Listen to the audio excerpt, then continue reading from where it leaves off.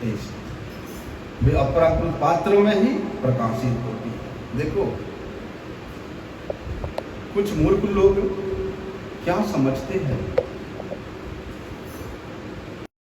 हम लोग श्रवण किया था कि जन्म कर्म चमे दिव्यम एवं जो व्यक्ति तत्वतः, भगवान के जन्म, भगवान की लीला, भगवान के कर्म सब कुछ दिव्याति दिव्य अपराकृत है, लेकिन फिर भी मूढ़ो माम अभिजानाति, जो मूढ़ व्यक्ति है वे उस अपराकृत भगवान को साधारण मनुष्य के मापी पंचमाभूत शरीरधारी समझता हुआ, भगवान के श्री अंग को भी वे पंच महाभूत से निर्मित प्राकृत समझते हैं। अरे देखो, जो आत्मा राम, जो आत्मचिंतन, जो आत्म मंथन, जो परमात्मा सबसे परे है, सब कारणों की परम कारण है, जिनके चरणों की रज के अंग गंध को प्राप्त करने के लिए तमाम श्रुतियां अनादिकाल से स्तुति कर रही है, आज तक अद्यावधि पर्यंत फिर भी प्राप्त नहीं कर पाया। आत्माराम मुनिगण जिन भगवान के सौंदर्य को, उनके श्री अंग के गंध को, उनके चरण के रज को प्राप्त करने के ललायित रहते हैं, वे भगवान क्या प्राकृत हो सकते हैं? उनको क्या प्राकृत मन बुद्धि के द्वारा जाना जा सकता है? इसलिए वे भगवान सच्चिदानंद घन स्वरूप है। अरे जो समग्र ऐश्वर्य विग्रस यशस् श्रेय ज्ञान वैराग्योत्सन्न, निखिल ऐश्वर्य निखिल माधुर्य, जिनमें परिपूर्ण रूप से, निखिल सौंदर्य जिसमें परिपूर्ण रूप से भरमार है, जो भगवान दिव्य सच्चिदानंद आनंद कंद विग्रह है, उन भगवान में भेद की दृष्टि, उन भगवान में प्राकृतता की दृष्टि, उन भगवान में माया मोहिता की दृष्टि घोर अनर्थ है। जिस प्रकार भगवत तत्व में तत्व विचार से, सिद्धांत विचार से कोई भेद नहीं है, रस के विचार से वहां भेद है, लीला के विचार से भेद है, लेकिन तत्व दृष्टि से कोई भेद नहीं। भगवान श्री कृष्ण में और भगवान श्री राम में यदि कोई व्यक्ति भेद मानता है,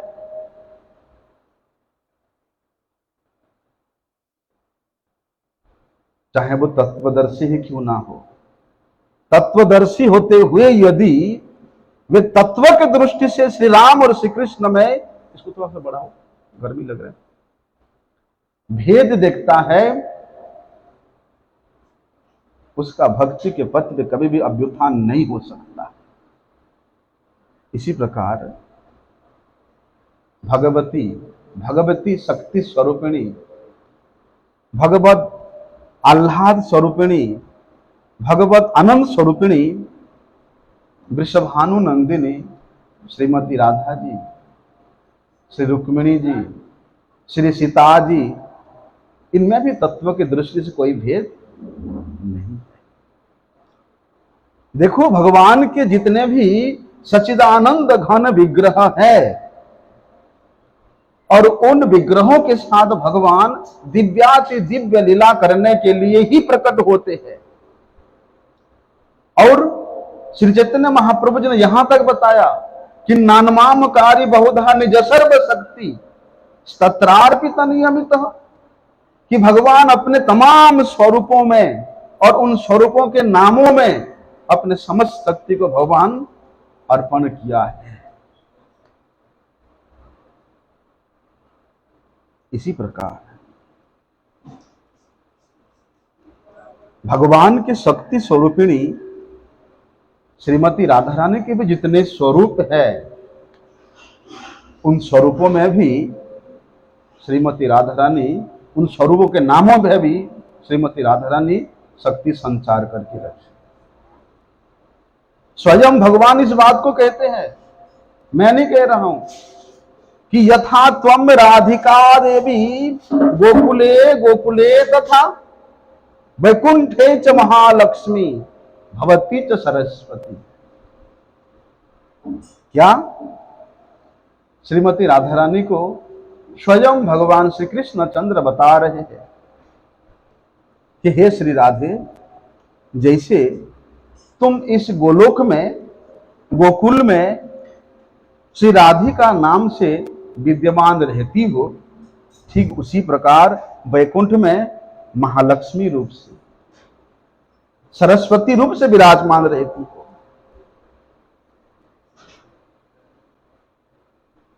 कोई भेद नहीं है तत्व की दृष्टि से। इसलिए भगवान के जितने भी दिव्याति दिव्य विग्रह, उनका अवतार स्वरूप प्रकट हुआ है, वास्तव में किस उद्देश्य से? करोमि नानाविध क्रियाम मद्भक्त विनोदार्थम, अपनी भक्त को आनंद देने के लिए, भक्त को विनोद प्रदान करने के लिए। लेकिन भगवान के ये प्राकट्य वास्तव में उनके शक्ति में ही निहित रहती है, और तमाम शक्तियों के जो मूल आधार शक्ति है वो है ह्लादिनी शक्ति। और वे ह्लादिनी शक्ति कौन है? श्रीमती राधा रानी। इसलिए भगवान के प्राकट्य वास्तव में उनके उस आनंदमयी ह्लादिनी शक्ति के निमित्त से ही होती है, उनके लिए ही होती है, उनके सुखार्थ ही होती है, उनके प्रीत्यार्थ ही होती है। भगवान तो आत्माराम है। आत्मा रामश्च मुनयो निर्ग्रंथापि उरुक्रमे। भगवान अपने स्वयं के आनंद को, स्वयं के प्रेम को, स्वयं के रस को परिस्फुट करने के लिए, प्रकाश करने के लिए, या स्वयं के उस रस को, प्रेम को एक नवीन नवीन नई नई रूप में आस्वादन करने के लिए वे स्वयं को अनेक विग्रहों के रूप में प्रकट करते हैं। अनेक प्रेम विग्रह के, आनंद के विग्रह के रूप में भगवान स्वयं को प्रकट करते हैं, और स्वयं ही स्वयं के उस प्रेम स्वरूपा, प्रेम स्वरूपिणी विग्रहों के साथ भगवान आनंद प्राप्त करते हैं, आनंद का आस्वादन करते हैं, प्रेम का आस्वादन करते हैं।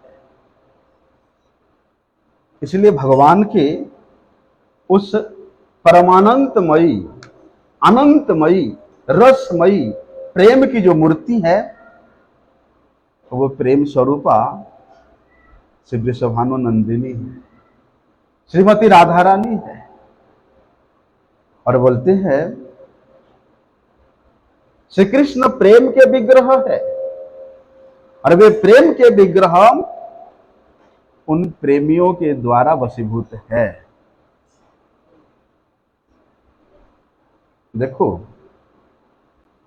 वे प्रेममय है, श्री कृष्ण प्रेम स्वरूप है, प्रेम विग्रह है, और उन्हीं का ही प्रेम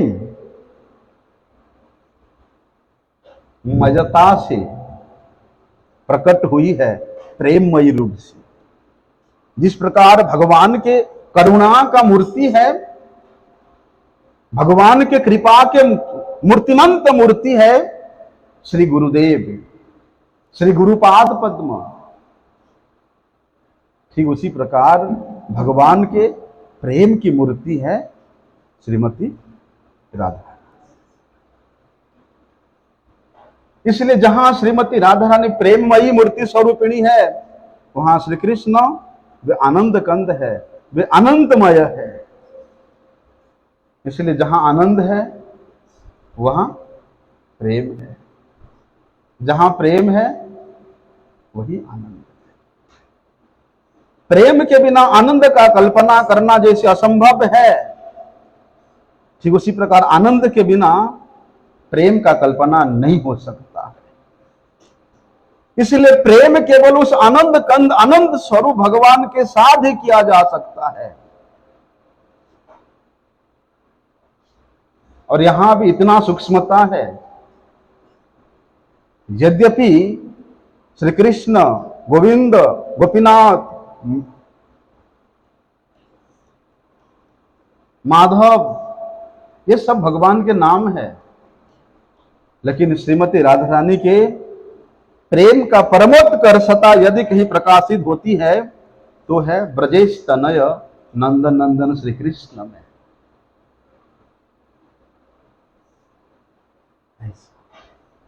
देखो वो प्रेम का जो घनीभूत अवस्था है, घनीभूत विग्रह है, वो है ब्रजेश तनय नंदनंदन श्री कृष्ण। और प्रेम रस की धारा के जो घनीभूत स्वरूपिणी है वो है श्रीमती राधा रानी। इसलिए एक दूसरे का विरह, एक दूसरे का बिछोह आप कल्पना नहीं कर सकते हो। यद्यपि बाहरी लीला के दृश्य से हम लोग देखते हैं कि भगवान गोपियों को छोड़ करके, इन ब्रजवासियों को छोड़ करके, वृंदावन को छोड़ करके वे मथुरा चले जाते हैं, लेकिन उस प्रेम स्वरूपिणी को, प्रेममयी को छोड़ करके आनंद कहीं जा ही नहीं सकता। जब भगवान का स्वरूप है सतचित आनंद, वे उस आनंद स्वरूपिणी, आह्लादिनी स्वरूपिणी एक तत्व को छोड़ करके कभी पूरी। इसलिए भगवान स्वयं कहते हैं कि वृंदावनम परित्यज्य पादम एकम न गच्छामि। इस दिव्याति दिव्य वृंदावन को, अरे वृंदावन के प्राण स्वरूपा इन गोपियों को, ब्रजवासियों को छोड़ करके मैं एक पग भी कहीं नहीं जा सकता, नहीं रह सकते। श्री राधा रानी के बिना श्री कृष्ण रह ही नहीं सकते हैं, और श्री कृष्ण के बिना श्री राधा रानी भी नहीं रह सकती, क्योंकि भगवान श्री कृष्ण के वे दिव्य अनंतमय विग्रह की स्थिति ऐसा है कि वे विग्रह ही उनका प्रेम विग्रह रूपा श्री राधा जी के लिए ही है, राधा जी के निमित्त ही है, राधा जी को सुख पहुंचाने के लिए ही है। लेकिन राधा जी, श्रीमती राधा रानी अपने सुख के लिए नहीं, वे सर्वस्व सर्वस्व केवल श्री कृष्ण सुखार्थ के लिए ही समर्पण करती है। इसलिए तो कहते हैं कि श्री राधा रानी ही श्री कृष्ण चंद्र के जीवन स्वरूपा है।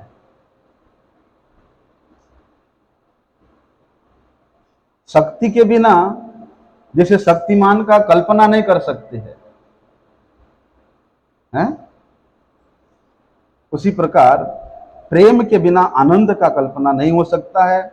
इसलिए उस प्रेम स्वरूपिणी श्रीमती राधा रानी ही श्री कृष्ण के जीवन स्वरूपा है, और महाभाव स्वरूपिणी श्रीमती राधा रानी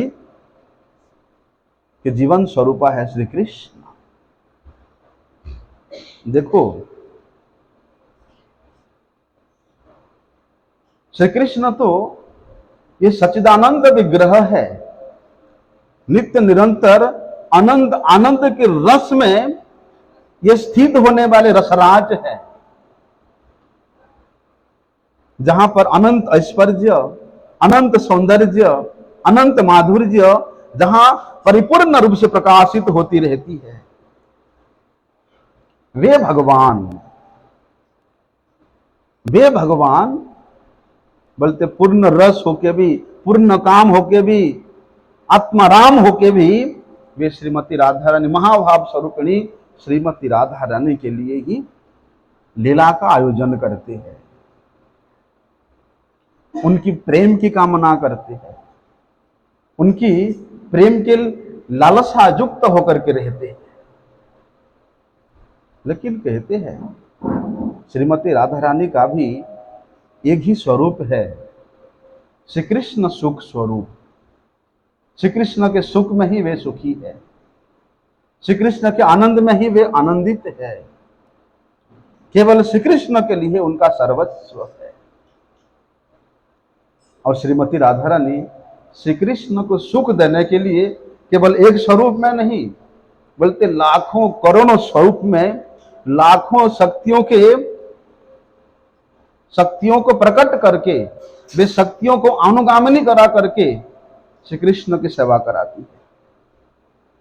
वे जो लाखों श्री राधा रानी की शक्तियां हैं, वे इस व्रत में कोई सखी के रूप में, कोई मंजरी के रूप में, कोई सहचरी के रूप में, कोई दूती के रूप में परिचय है सबका। लेकिन ये जो गोपियां हैं, ये जो सहचरियां हैं, मंजरियां हैं, इनका मूल स्वरूपा है श्रीमती राधा रानी। वे तमाम अनंत रूप से उस अनंत विश्व ब्रह्मांड के सृष्टिकर्ता का सेवा करती है। लेकिन उनके ये सेवा के सम्मुख भगवान के भगवत्ता भी यहां लुप्त हो जाती है। इन गोपियों के सेवा के सम्मुख भगवान की प्रतिज्ञा भी भंग हो जाती है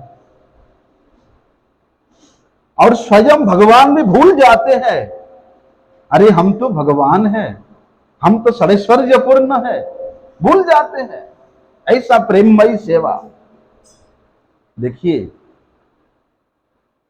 तमाम रूप में श्रीमती राधा रानी ही श्री कृष्ण चंद्र की सेवा करते हैं। श्री कृष्ण को सुख पहुंचाना, श्री कृष्ण को प्रसन्न करना, श्री कृष्ण को आनंद प्रदान करना ही इनका एकमात्र उद्देश्य रहता है, एकमात्र कार्य रहता है। बोलते जो केवल श्री कृष्ण सुखार्थ अपना सर्वस्व समर्पण कर दिया है, जिनका प्रत्येक चेष्टा केवल श्री कृष्ण आनंद के लिए होता है, वही तो गोपी है। गोपी का और दूसरा कोई स्वरूप नहीं है, यही गोपीगण है। गोपी कोई स्त्री देहधारी नहीं है। इसलिए वृंदावन के जितने भी स्थावर जंगम है, ये सभी का एक ही उद्देश्य था, श्री कृष्ण सुख, श्री कृष्ण आनंद। चाहे वो सखा हो, चाहे वो सखी हो, यहाँ के गौएं हो, बछड़े हो, बंदर हो, यहाँ के वृक्ष लताएं हो, यहाँ के पशु पक्षी हो, सभी का एक ही उद्देश्य था, श्री कृष्ण सुख। यही सब तो गोपी है। यहाँ के तृण भी गोपी है, यहाँ के रज भी गोपी है, क्योंकि वे भी सुबह से शाम तक अपने आप को प्रस्तुत करती है तो केवल श्री कृष्ण सुख के लिए।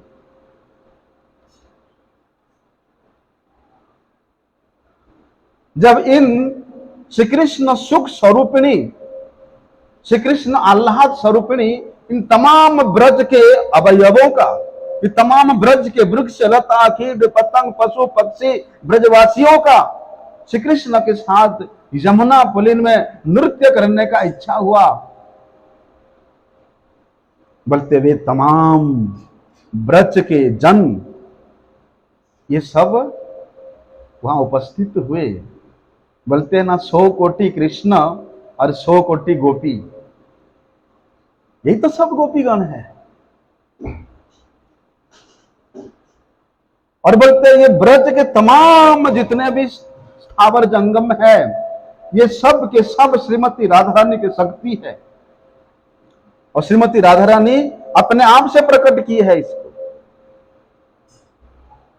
किस लिए? श्री कृष्ण सेवा करने के लिए, श्री कृष्ण को सुख देने के लिए। अरे देखो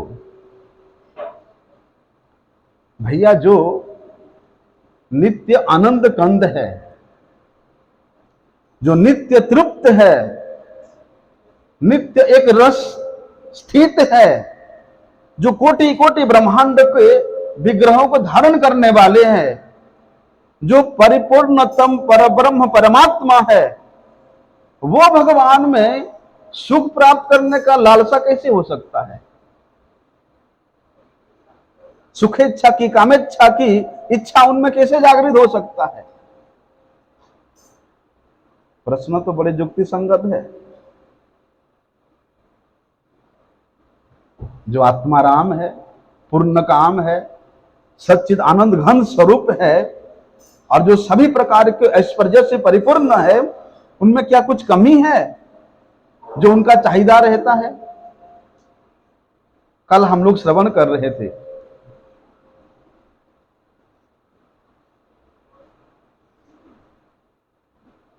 जब पुत्र अपने पिता माता से कुछ मांगता है, और पुत्र का हमेशा मांग ही रहता है पिता माता से, चाहिए चाहिए, ये दो वो दो, है।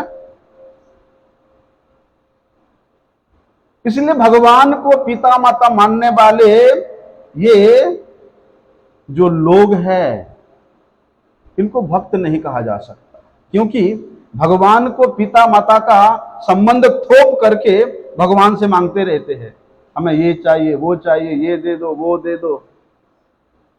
लेकिन यही संबंध यदि सेव्य के साथ हो जाए, उस प्रेमास्पद के साथ हो जाए, भगवान के साथ हो जाए, तब भगवान मांगेंगे, भगवान मांगेंगे। देखो ना, नंद बाबा के मैया के छोटे से लाला है, और वे कृष्ण जब मांगते हैं, मैया मुझे भूख लगी है, माखन दे दो। सनातन गोस्वामी को जब मदन मोहन मानते हैं, बाबा थोड़ा सा घी लगा के दे दिया कर। तो वो जो भक्त का जो आनंद है, उसका परिकल्पना करना भी असंभव है।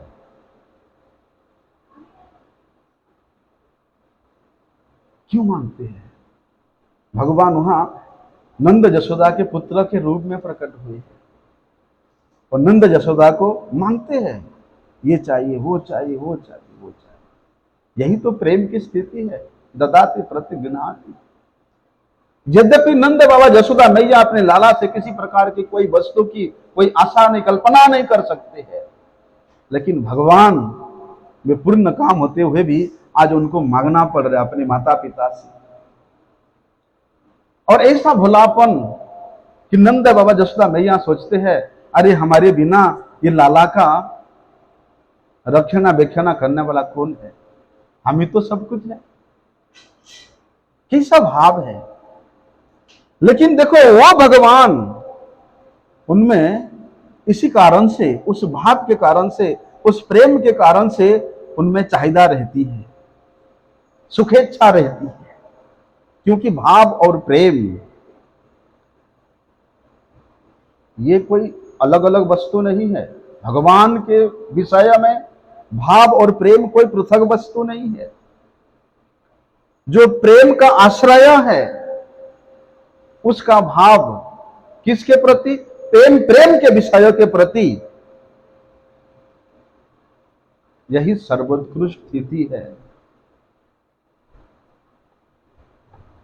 लेकिन वे भाव प्रेममय होता है, क्योंकि वे प्रेमिक है, और प्रेम के बिना भगवत सेवा नहीं होती।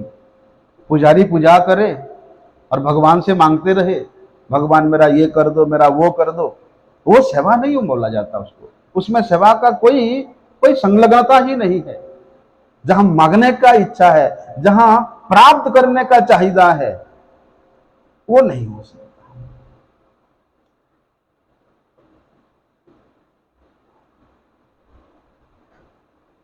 जहां पर पुजारी को, रसैया को पैसे देकर के मंदिर का पूजा कराओगे,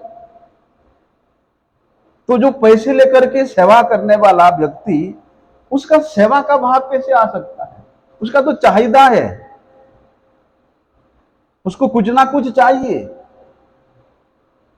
इसलिए ये जो वृंदावन के जितने भी स्थावर जंगम है, ये सब गोपी स्वरूपा है, और इन गोपीजनों का एकमात्र प्रेम का विषय कौन है? भगवान श्री कृष्ण। वे प्रेम के विषय स्वरूप होने के कारण उनको इन आश्रय स्वरूपा गोपियों का भी अनुगमन करना पड़ता है। क्योंकि प्रेम तो देने वाले, प्रेम तो आस्वादन कराने वाले कौन है? गोपियां हैं, ये ब्रजवासी जन है, ये ब्रज है। आश्रय के बिना विषय का विशेष कोई महत्व नहीं है।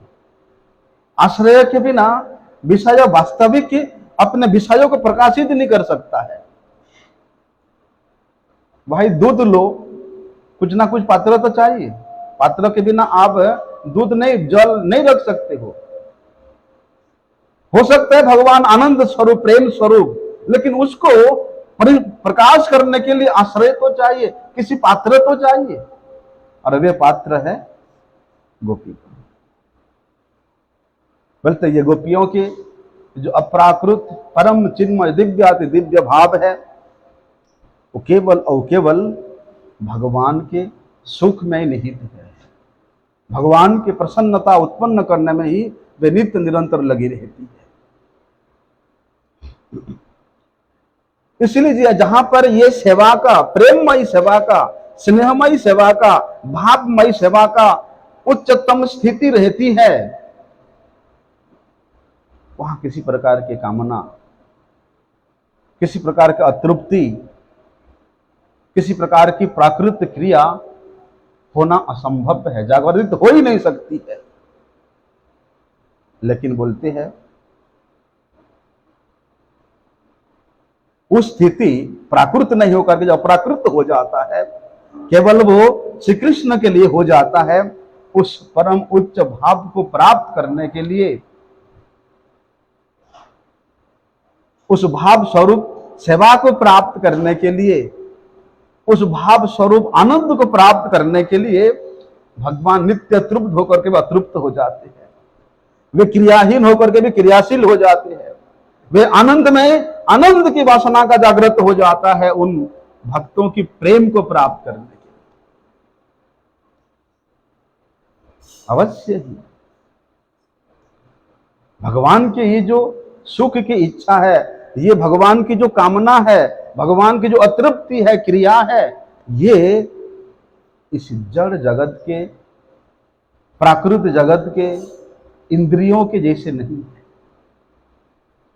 ये इस मर्त्य जगत के मायामयी वस्तु नहीं है।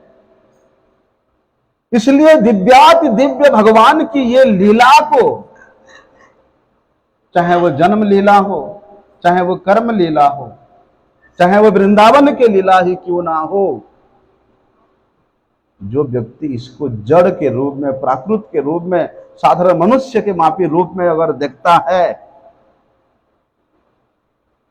तो वो व्यक्ति अनंत काल तक नरक में सड़ता रहेगा।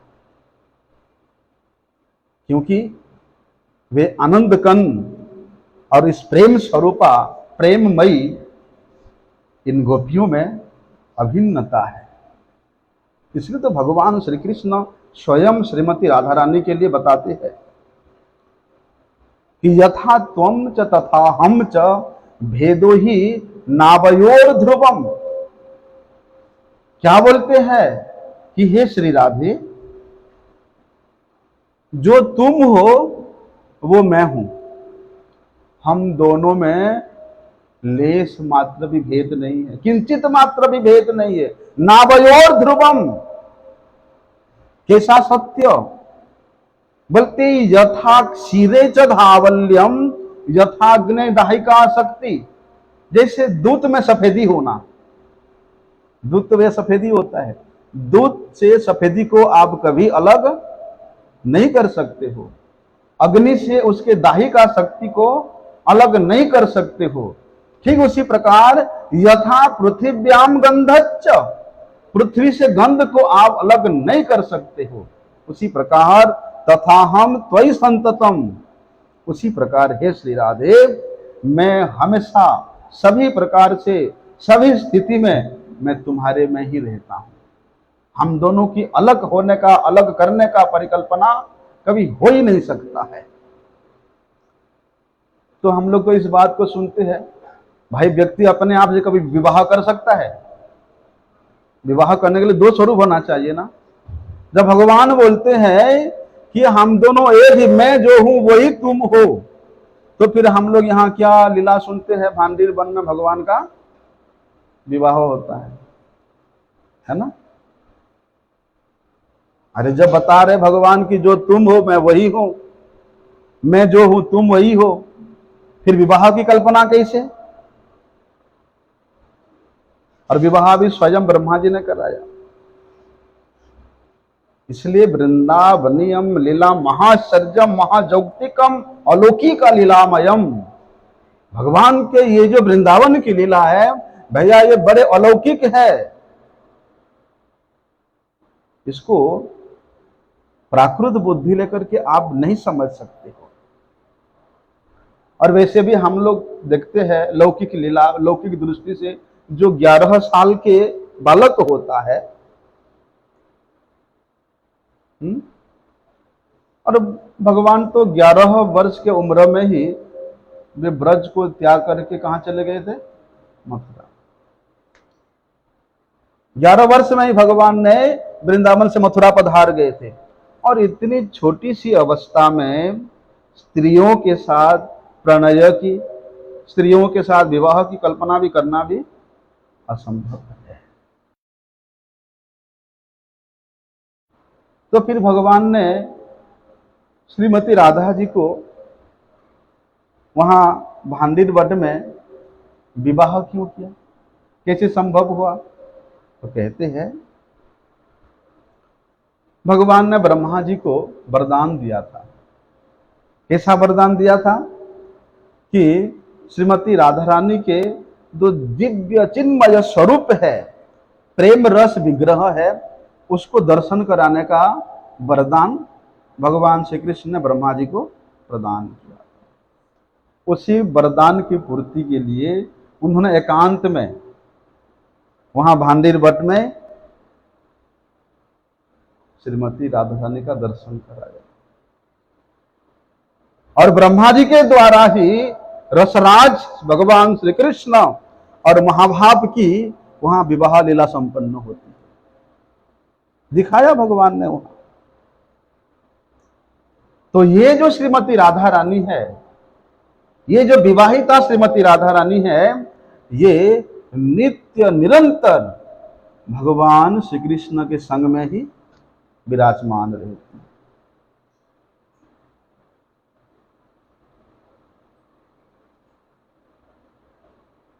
इसलिए जगत गुरु श्रील प्रभुपाद जी ने वृंदावन परिक्रमा करने के लिए आए, लेकिन श्री कृष्ण के साथ जहां श्रीमती राधा रानी के स्वरूप नहीं है वहां का दर्शन नहीं किया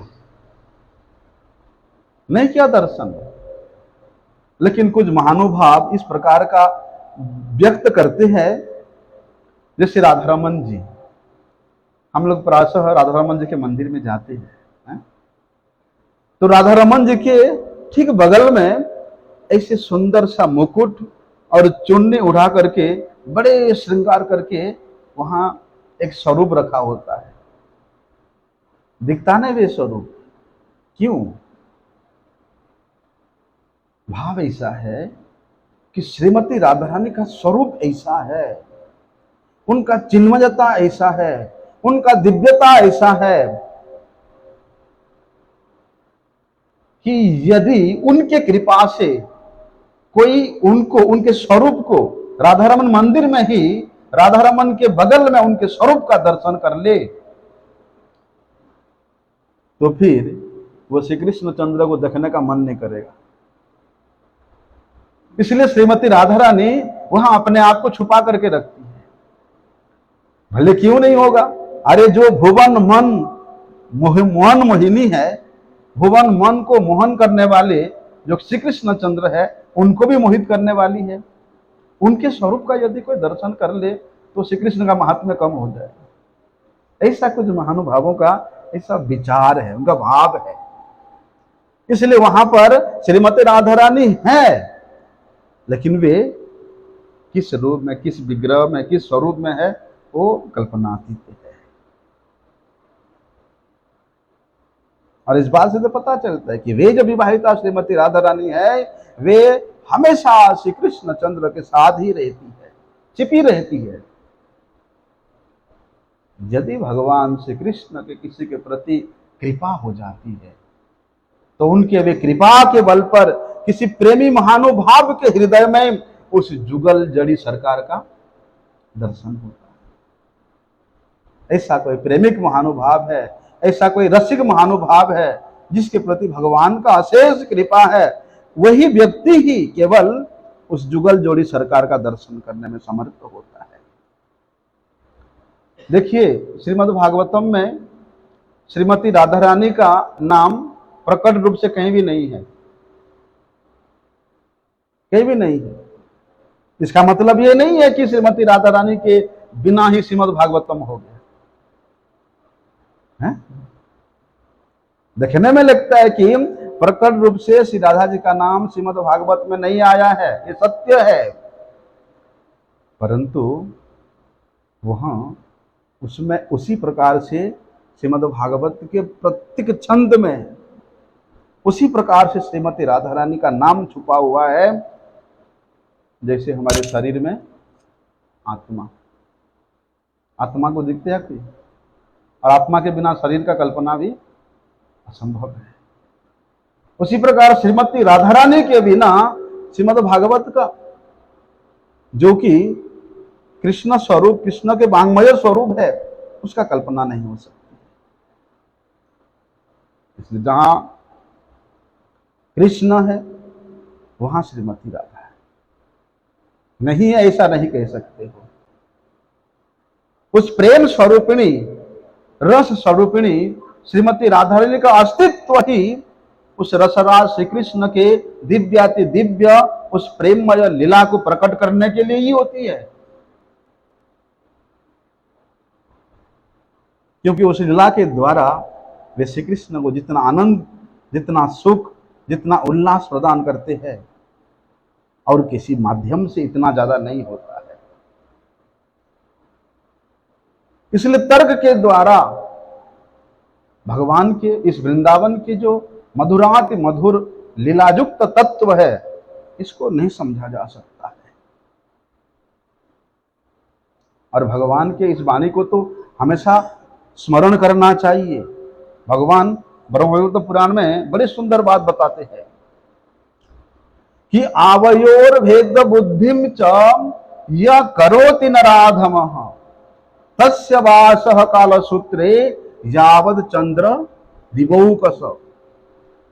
अरे जो नराधम व्यक्ति हम दोनों में अर्थात श्री राधा और श्री कृष्ण में भेद बुद्धि करता है, अलग अलग पृथक भाव रखता है, वह जब तक चंद्र सूर्य रहते हैं तब तक वे कालसूत्र नामक नरक में रहता है। और पूर्वान सप्त परान सप्त पुरुषान पातयत्यदः, उसके पूर्व के 7 पुरुष और पीछे के 7 पुरुष बल्कि सब के सब का नरक में अधोगाम हो जाता है। यहां तक बताया भगवान ने कि कोटि जन्मार्जितम पुण्यम तस्य नश्यति निश्चितम। यदि जिस व्यक्ति के हृदय में ऐसा भाव आ गया कि दोनों अलग अलग है, दोनों में भेद बुद्धि है, तो भैया उसके करोड़ों जन्मों के जो पुण्य है वो तत्क्षणात नष्ट हो जाए। अज्ञानात् आवयोर निंदम जे कुर्वन्ति नराधम। अज्ञान वशतः यदि कोई व्यक्ति इस प्रकार हम लोगों की निंदा करता है, भगवान श्री कृष्ण कह रहे हैं, अज्ञान वशतः भी यदि कोई हम लोगों की निंदा करता है तो वे पापात्मा पच्यन्ते नरके घोरे जावद चंद्र दिवौकसो। तब तक वे नरक में सड़ता रहता है जब तक सूर्य चंद्र रहता है, अर्थात नित्य काल तक उसका नरक में ही गति होता है। और जहां इन ब्रज के गोपियों के शुद्ध प्रेम की बात हम लोग विचार करते हैं, वहां तो सुखदेव गोस्वामी जी ने श्रीमद् भागवत में ही बता दिया कि रेमे रमेशो ब्रज सुंदरी वीर यावत अर्भका सप्रतिबिंब विभ्रम। कितना सुंदर तत्व वहां सुखदेव गोस्वामी बताया। अरे जैसे छोटे बालक होता है, वे अपने अपने छाया को देख करके, अपने प्रतिबिंब को देख करके उसके साथ खेलना शुरू कर देता है। आपने खेला है अपने छाया के साथ, प्रतिबिंब के साथ? हम लोग तो करते थे, पत्थर मारते थे अपने छाया को। पानी में भी खड़े हो जाना, आपका छाया आएगा।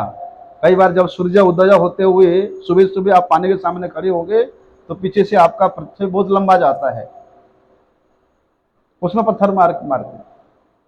तो देखो, जैसे बालक, छोटे से बालक अपने प्रतिबिंब के साथ खेला करता है, वैसे ही रमेश, अपने अपने में ही रमण करने वाले रमेश भगवान उन अपने ही स्वरूप, प्रतिबिंब स्वरूपा उन ब्रज सुंदरियों के साथ वे क्रीड़ा किया है। देखो, भगवान लीलामय है, भगवान रसमय है, आनंद कंद है, इसलिए उनका स्वभाव ही प्रेम के वश्यता को स्वीकार करना है। भगवान को कोई कमी है? इसी प्रेम के कारण तो भगवान कहते हैं कि पत्रम पुष्पम फलम तोयम जो मैं भक्त्या प्रयच्छति। हैं? इसी प्रेम के कारण ही तो भगवान वहां दुर्योधन के 56 भोग का त्याग करके विदुरानी के यहां केले का छिलका खाने चले गए। प्रेम के ही तो भूखे। तो प्रेम के वश्यता को स्वीकार करना यह भगवान का स्वभाव है। प्रेम के द्वारा ही भगवान को भक्त अपने हृदय में बांध के रख सकता है, क्योंकि भगवान का स्वभाव है ये, वे उसी से ही बंध जाते हैं, ज्यादा कुछ करने की आवश्यकता नहीं है। इसलिए वे भगवान ऐसे प्रेम भाव से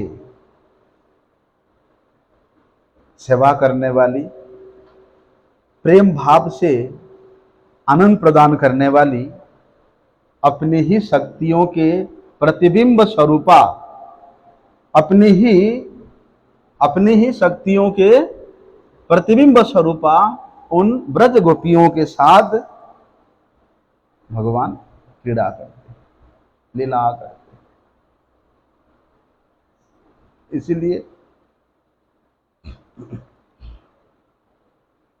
एक प्रकार से तो ये आत्मरमण ही हुआ, अपने ही स्वरूप, अपनी शक्ति के साथ, अपने ही स्वरूप के साथ जब लीला है तो ये आत्मरमण ही हुआ, आत्माराम ही हुआ।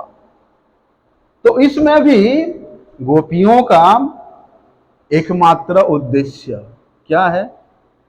श्री कृष्ण सुख था। केवल श्री कृष्ण सुख ही गोपियों का उद्देश्य था, लक्ष्य था। इसलिए वृंदावन के ब्रजवासियों की जो सेवा है, चाहे वो सख्य रस के हो, चाहे वो वात्सल्य रस के हो, चाहे वो माधुर्य रस के ही क्यों ना हो, बल्कि ये सेवा में किसी प्रकार की कोई कामना की, वासना की, लाभ की, प्रतिष्ठा की गंध भी नहीं, गंध भी नहीं। और जहां गोपियों की भाव की चर्चा करें, गोपियों की प्रेम की चर्चा करें, वो तो भैया अति उच्च पराकाष्ठा को ही प्राप्त कराता है, सर्वोत्कृष्ट भाव को प्राप्त कराता है। और बोलते इन गोपियों के इस प्रकार के जो भाव है, उसको रूप गोस्वामी जी ने भक्ति रसामृत सिंधु में क्या बताया? ये रूढ़ महाभाव है। और इस रूढ़ महाभाव में बोलते निज इंद्रिय की तृप्ति की इच्छा की, संस्कार की कल्पना भी नहीं कर सकते हो कि हाँ मुझे सुख मिलेगा, मुझे आनंद मिलेगा। हम लोग हरिनाम करते हैं, सेवा करते हैं, किस लिए करते हैं? कि ये शरीर त्यागने के बाद हम भी भगवत धाम में जाएंगे और भगवान के उस नित्य धाम में उनका सेवा प्राप्त करेंगे। बोलते इस प्रकार के आशा लेकर के करना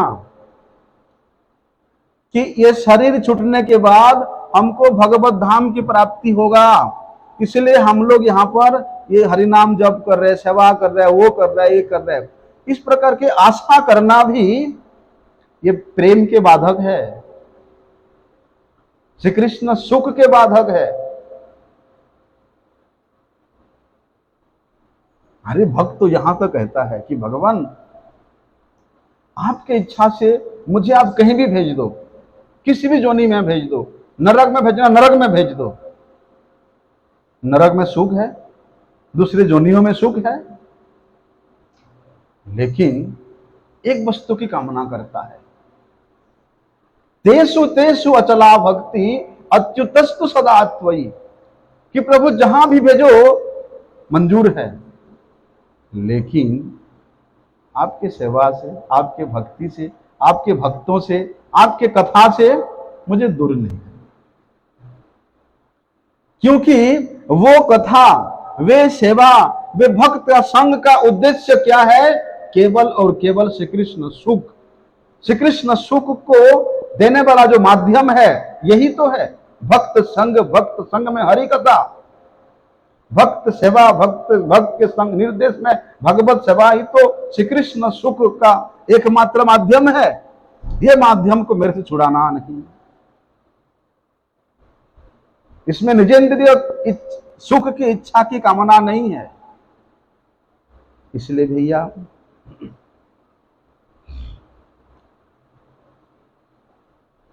भगवान कृपा करके इस भौम जगत में अपने धाम के सहित, परिकरों के सहित स्वयं भगवान यहां अवतीर्ण हुए।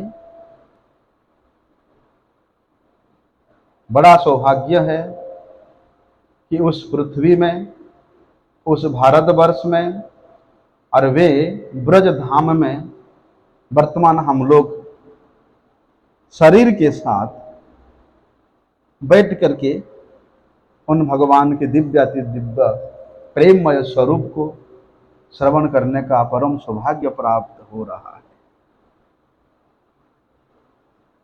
इसलिए ये सौभाग्य को यहां तक स्थगित नहीं करके फिर रात्रि को चिंतन करेंगे और पुनः कल श्रवण करेंगे। वंशा कृपा सिंधुभ्यैव च पतितानां पावनेभ्यो वैष्णवेभ्यो